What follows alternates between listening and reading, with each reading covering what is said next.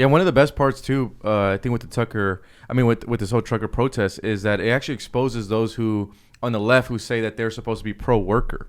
Remember, let's not forget the left and the progressive movement. They're supposed to be the side on the worker, the middle class. And actually, I was telling some people that, hey, when me and Sonic produced this Hero to Zero documentary, if you would have watched this in the early 2000s or the early 90s, you would have thought liberals produced it, right? Because we were taking the side of the worker going against big pharma, going against big corporations. So what's happening with the truckers and the optics of the truckers, it's also exposing those in the left and the media who say that they are pro-worker or they're on the side of the little man. Well, now the little man's protesting and they're still being demonized. So I think that's actually kind of the best things to look for. And also, we've never really seen the trucker movement ever uprise like that, right? So like the Black Lives Matter, that's more young people, maybe these anti-vaccine mandate stuff earlier were like, hey, these people are fringe right. But these truckers are just regular folks. I mean, really, my dad's a trucker, so it's a guy that literally goes into his truck, works 16 hours a day, doesn't see his family for 2 to 3 months. I mean, these people are the true working class. Well, so let's talk about your documentary.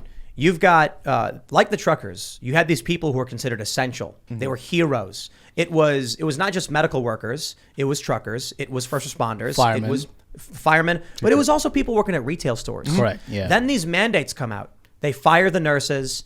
They mock the truckers. And like you guys covered, they fire the first responders. It's not just like the firing of it. It's more about the dichotomy of like 2 years ago.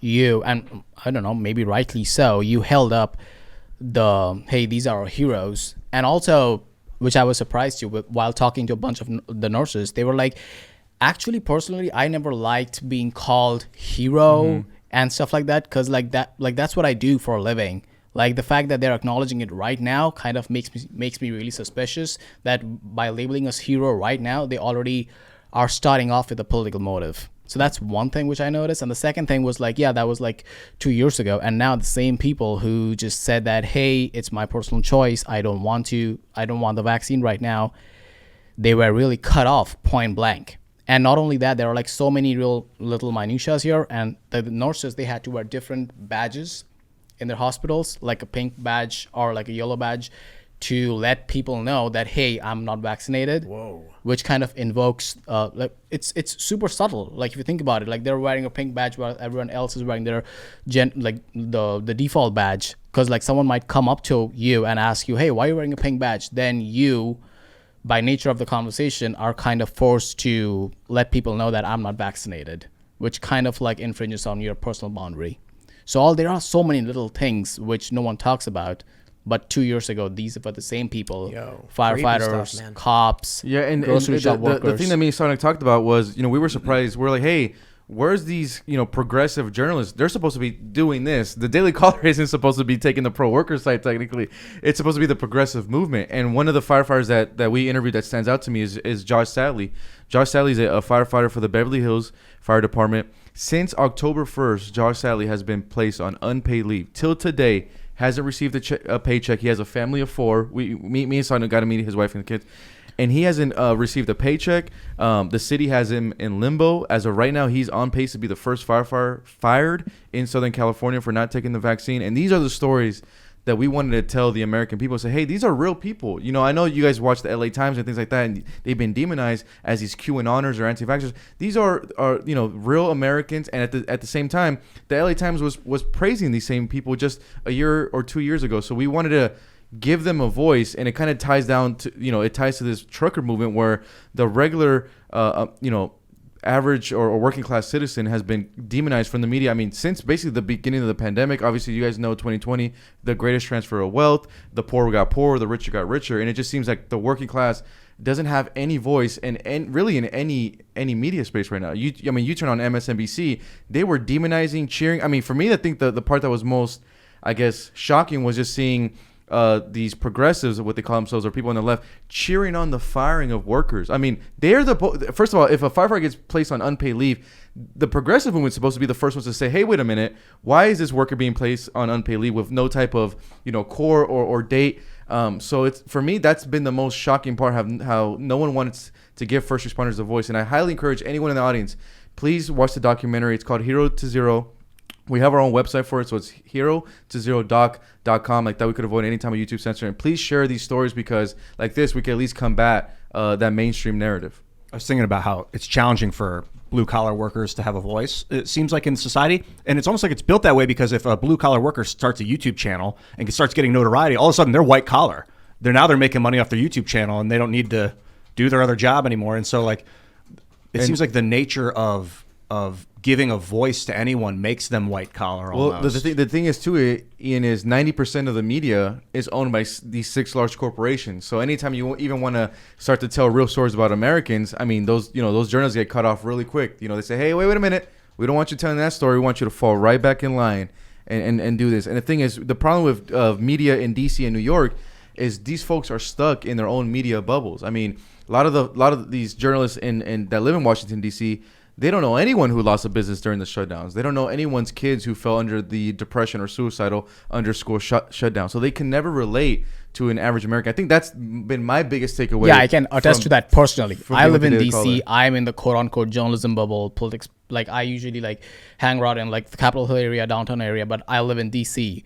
But if and only when I travel for work or for documentary purposes, and I go to all these places where all these working class people live, it's also so apparent to me that these people it's so bizarre to me. It looks completely different. Take a look at this story from 2018.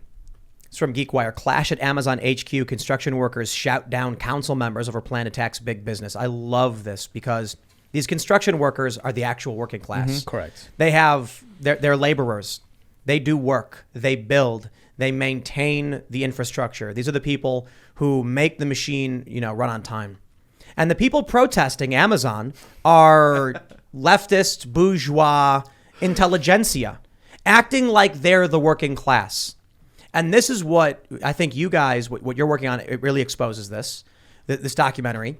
When they come out, they say, "Oh, we support the first responders." It's just Hunger Games. It's Hunger Games. It's when they parade around the victors and act like they care about these people. They don't. And then finally, when those people tell them, "I don't want to do what you're telling me," all of a sudden it's war. All of a sudden you're the problem. I love this video.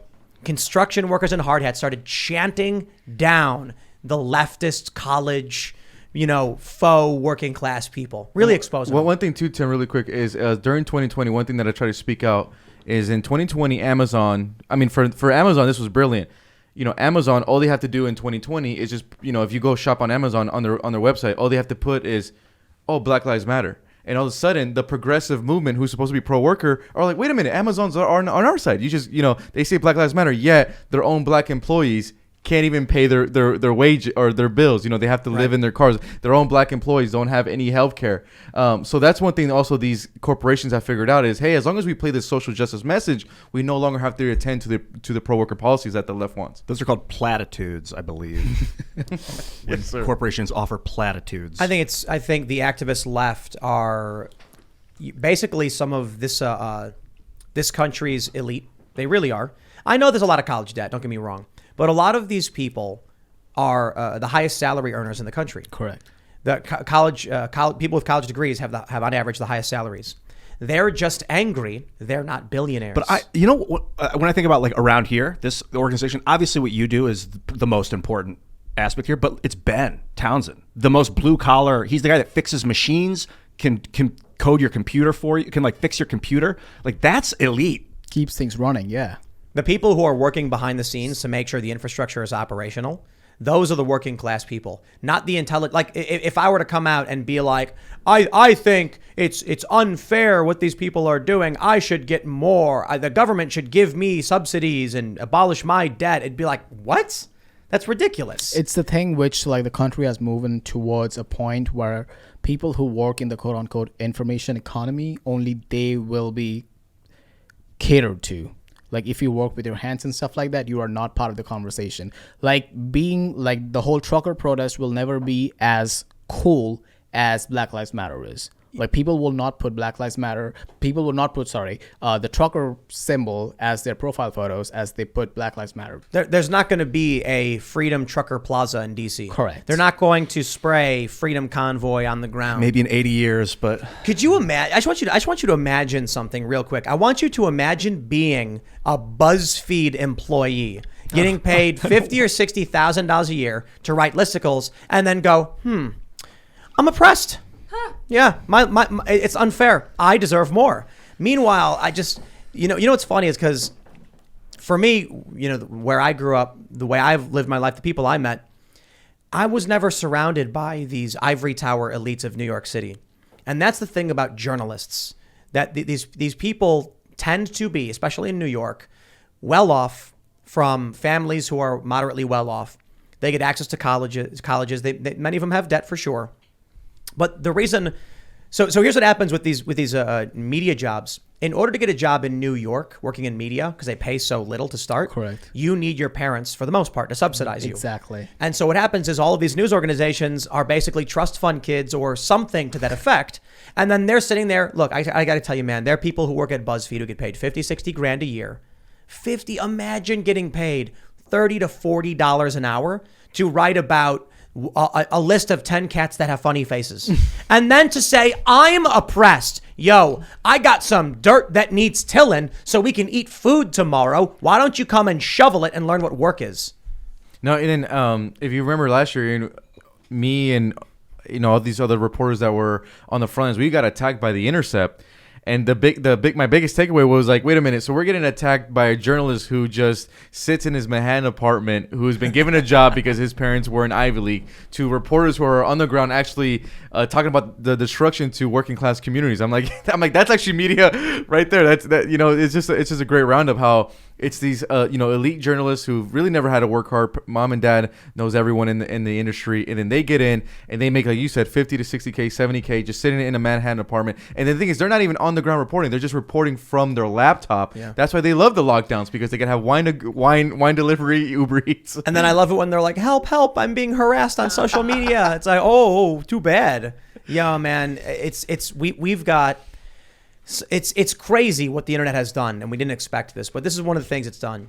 It's all of these journalists create these online groups, and they all talk to each other, and they're the epitome of ego. That's what it is. They all think they're the most important people in the world. It's their job to tell people what to think and what to believe.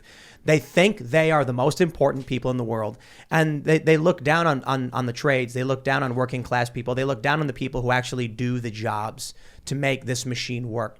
They think it's them. Like even if they like I don't know, like to play the devil's advocate, like I would think like they would probably think differently if they traveled or like went outside DC, New York, California, and actually met people. They're probably good people, but they just haven't met anyone else who doesn't partake in the information economy or the creator economy. I somewhat disagree. I mean, I understand what you mean by they're good people. I think they could be good people. Yeah. But I do want to differentiate. There are journalists, real ones, who travel around, go on the ground, interview people. Obviously we have journalists at timcast.com. They're not this. I mean, a lot of them, they're we're living out in West Virginia, so we understand what work looks like. And there's a lot of journalists who actually go to these foreign countries, go to Brazil, go to Morocco or whatever, talk to people and see what the world is like, and they get it. But we have this issue now where the money is to be made in flashy clickbait listicles and 10 reasons to hate Donald Trump and why Donald Trump is a fascist. And that's the kind of media they produce. So they sit in New York, like you guys mentioned. They're in their apartment. They don't even go to work half the time. And they just type away, here's why I think Trump's stupid. And they get paid to do it. They call themselves journalists when half the time it's opinion. Yeah, like activist that opinion. Eleanor Roosevelt quote, I think, that great minds talk about ideas, mediocre minds talk about things, and weak minds talk about people. I find that I've kind of engraved that into my soul. I get almost guilty talking about people. Like, what a waste of time. Why are we wasting our time with this low quality conversation? But I took it so extreme that I stopped completely talking about people, and that's a mistake, because we need to gossip about each other's egos if we're going to manage society. It's a bunch of egos together. Keep each other in check. But it is not the focus. And when I see CNN making it the focus, that's when I'm like, no. That's why I don't even watch it. And sometimes when I come off ignorant on this show, when we talk about what they said, I don't care what. I mean, I want to know what they said, but it is not it's really dumb people talking about dumb stuff. I'll give you an example of what I really don't like, and it's just me personally. I if you like it, by all means, it's you. But you look at some of these YouTube channels, a lot of progressives, even some conservative, and it's like just ragging on someone. Like people making videos specifically about, this one guy I don't like and naming him. Within reason, it's fine if you're talking about Joe Biden, the president, or Congress. You're talking about our system of governance and the individuals who have that power. That I understand. But when it's like gossip, you know what I mean? Like you're talking about, I'm not a fan of that stuff. And I'll give you an example. The other day we're talking about, texts I get from Congress. I'm not going to say their names. It's not them I care about as a person. It's the idea of what they're doing. It's the actions they're taking that I have an issue with. Because the way I see it is, even with Joe Biden, you take Joe Biden out of the presidency, any Democrat can replace him and do the exact same thing. And that's a bad thing. So we sit here, if we put all our attention on just Joe Biden, why he's bad, and then he leaves and then Buttigieg gets in, it'll be the exact same thing. Yep. No, I completely agree. And then, just talking about the kind of clickbaity stuff, a lot of the kind of left-wing channels really focus on, Hassan and Sam Cedar. You go on their channel, it's all about, Tim Pool said this, Tim Pool said that. So one of the few people on the left that I actually respect, and I think that what he's doing has been crucial for the kind of movement on waking up people, is actually Jimmy Dore. I thought, I'm thinking Jimmy Dore is actually, even though he calls himself a democratic socialist or socialist, he's been on the right side of the issues when it comes to free speech, when it comes to these anti-vaccine mandate stuff. He's telling his viewers, said, hey guys, if you're a true populist on the left, then you would never agree with any of his stuff. Like, it's supposed to be pro-worker to not take the side of the corporations. So he's actually one of the few on that side that's on the right side of this. He's honest. Yeah. Not just that, these progressive creators realize the pattern, right? So they know what kind of content, if when I make, gets incentivized by YouTube or Twitch, whatever platform they're working with, right? So they know for a fact that if they quote unquote punch up, right? Punch up at Tim Pool, punch up at Joe Rogan, for example, they know that there's no way that YouTube's not gonna push that content up, right? So they're kind of that whole system it's like a feedback loop. Oh, wow. It keeps feeding itself. The names become part of the algorithm. Correct. Oh yeah, absolutely.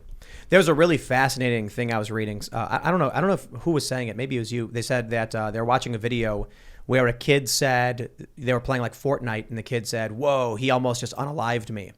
And the reason the kid said unalived is because if you say kill, YouTube downranks you and hides your content. Oh my gosh. So kids are changing the way they brainwashing speak. humanity, man. That's dangerous. It is. Yes, it is. Teaching kids to be counter dependent on ideas is so bad. You need to focus on the idea and then focus on a different idea that's better than that old one, not on hating the old one. I think actually this would be a really good idea. We should task someone with writing shadow English, a way to speak on YouTube that bypasses the algorithms. That's like the plot of 1984, or part of it. There's a second dictionary to get monetized. Yeah, right. You can't say any of the dodgy words, and all the words. That might have been a bad idea. That's a good idea. None of the funny words exist on that dictionary, and then you are safe for your whole life that your videos will make money. What if you're like, this is the new alphabet, written by Alphabet, and they give you a new alphabet? Brought to you by Google. A, B, and C are no longer letters. These are the new letters. But the thing is, I've been seeing a lot of political YouTubers, let's say, they're talking about something controversial. They always have to say at the end of their controversial take, hey guys, just want to let you know the CDC says this, and we're going to go by this. I mean, they only have to say that to not get banned, but that's where we are right now in society. I mean, YouTube has editorial guidelines you have to follow. Mm-hmm. I don't see how they should be protected under Section 230 if they issue editorial guidelines. If you issue editorial guidelines, then you are certifying what is being published. I have a friend who runs a bodybuilding channel, and he was trying to talk about Arnold, and he said Arnold Schwarzenegger N-word. No, for real. For real. You can't say his name. No, he cannot. Keemstar had this issue happened where he said the word, and I'm going to be very careful how I say it. Right. Girl. When you say that fast, it sounds like a type of N-word, and he got demonetized. And he posts, and he's like, look at what, because the YouTube caption system had him saying a specific because this auto-generates captions, so you don't know. Because He said. I believe you. Hold on. She said, she's an girl. Now I get it. And when you put that all together very quickly, the YouTube, captioning system thought that was a racial slur. So the caption, is that the official transcript of what the AI is getting? I don't know if there's a direct correlation between the AI that's like, I don't know if the AI that captions the word is the same that flags the slurs. What is going on? What people forget? Camera on Richie McGinnis, ladies and gentlemen, gesticulating wildly. He's trying to be a good caddy. He is a very good caddy. But getting a beer for somebody? I think if one recognizes the word, the other, whether there's a different one or not, that's I would imagine it would flag it to the other program if there's... If there is another program, it might be the same one. Yeah, another big thing too was on January 6th, you had kind of some, left-wing media groups like Status Quo, where all they did was actually just live stream what happened on J6. Like literally no commentary, no opinion, like literally just video. And YouTube would demonetize their account, but then Status Quo would then sell that same footage to like CNN and MSNBC and Fox News, and then YouTube would prop up those accounts. So that's another thing too, where it's like they're also aiming at independent news channels, whether you're left or right, they're coming after you. And that was like one thing that I was pretty shocked by, where like Status Quo, the same footage that they're getting banned and getting strikes on YouTube, they sell it to CNN, and then YouTube props up CNN's channel. Yep. The same content. They won't ban it on CNN's version. Look, in Status Quo, all they did was, they did was live stream. I'm talking about no commentary, no this and that, just straight video footage. And, they obviously put it on YouTube because it's a moment in history. And then they sold it to ABC News, CNN, MSNBC, and they came out and said, hey, guys, we're getting banned and demonetized for the same footage that we sold to the mainstream guys. But the mainstream guys actually get propped up by YouTube. I'd like to know, in like a conversation with YouTube admins or Google admins, is it that you believe CNN is more valuable and more legitimate, or are you just kind of like, they're trash anyway, but you're just playing along because that's where the money is? Well, Ian, what was it you said yesterday that everyone said you rolled a 20 on? Like 8 things. The first one. I don't remember. You said something about a liberal economic order. Oh, the liberal economic order. It's and I looked into that a little bit last night too. Well, I don't want to go off on a tangent. I'm just saying, you're asking a question about why CNN is being propped up. It's part of liberal international order, the U.S. rules-based economy. Yeah. Could it be that there is a cabal? Oh, shocking. That they created literally in 1946, that Eisenhower told us, hey, we created a military-industrial complex, FYI. That's why I love Eisenhower, because he like just blatantly was honest about it on his last speech. And almost like, I'm so sorry. Right. But yeah, he was. In order to prevent World War III, we're going to be the world police now. Sorry. Imagine. Don't let it get out of hand, because it's about to. Imagine where we would be without YouTube and Facebook and Twitter, though, to be honest. Whether it was intentional or accidental, whatever happened, we, using the internet, got a lot of voices, were able to come up, speak up, gain access, get the microphone. They may be freaking out about it now, but the cat's out of the bag, and I don't think they can restrain it anymore. I mean, they're trying really hard with censorship, but look at Rumble. The censorship is being broken, and people are finding a way through. Satellite internet, that's very promising. We'll be beaming video from Mars to Earth. And also, where it's also an interesting time in kind of journalism and news, because for the first time ever, I think in our history, the corporate press doesn't have total control of the narrative. And I thought one of the biggest examples of that was the Kyle Rittenhouse situation. And, obviously I was getting, media requests with, with Fox News and all these channels. And anytime I would go on, I said, obviously what's going on with Rittenhouse is a big case for self-defense. We know that. I'm not trying to understate that. But in my opinion, I thought it was a bigger case for how important that independent journalism is. Because, if it wasn't for all those guys on the ground on that night in Kenosha, where it was Julio Rosas or BG on the scene or Drew Hernandez, we would be stuck with the corporate media narrative. And I think for me, the biggest thing that I was shocked by was the amount of people, even during the Rittenhouse trial, that were contacting me or messaging me saying, Jorge, I thought Rittenhouse killed black people. I just found out that he didn't. I'm like, that information's been out for a whole year. Thanks for checking out this segment from the Timcast IRL podcast. If you want to watch live, you can check out this channel Monday through Friday at 8 p.m. Now, don't forget to smash that like button, subscribe to this channel, and if you want more unfiltered and uncensored content with all of these guests, go to timcast.com and become a member. All of these guests you know and love in exclusive segments on our website where we are unrestricted in what we talk about, so you'll definitely not want to miss it. Thanks for hanging out. We'll see you all next time.